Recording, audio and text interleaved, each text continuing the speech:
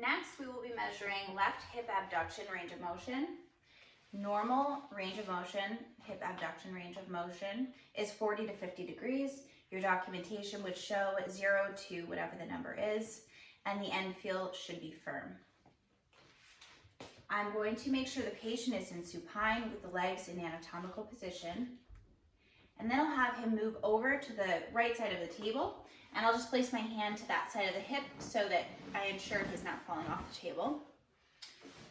Next, I'm going to bring his arm up over his torso to keep the arm out of the way, and then I'll have the patient move through the range of motion himself. So go ahead and bring your leg out towards me, but keep your kneecap up towards the ceiling. And then bring it back to midline. What I'm looking for is any pelvic rotation.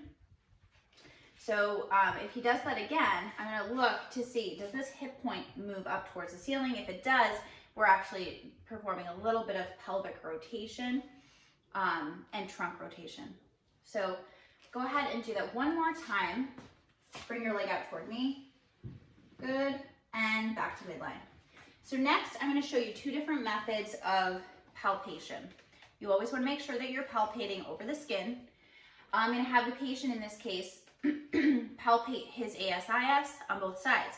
So I'm going to ask the patient to put his hands around his waist, fingertips facing inwards towards one another. He's going to feel downward towards the pelvis to find those hip points on the front of his torso, his pelvis. So he's found them, and he's indicated with his index finger that that is where the ASI is. I'm going to place my hands over to ensure that he is over the correct landmark, and he is. And then from there, I could just align my fulcrum with his fingertips.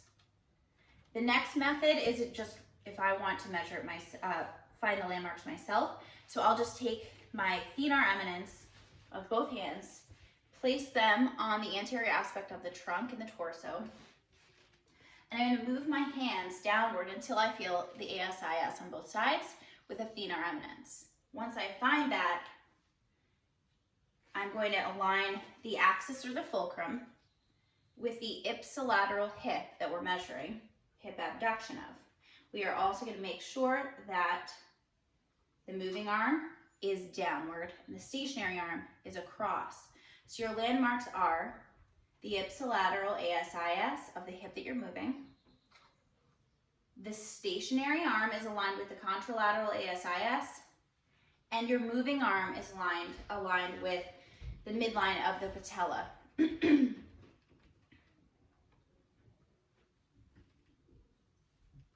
Next, I'm going to ask the patient, could you please move your leg outward towards me, keeping your kneecap up toward the ceiling? Go ahead. Good.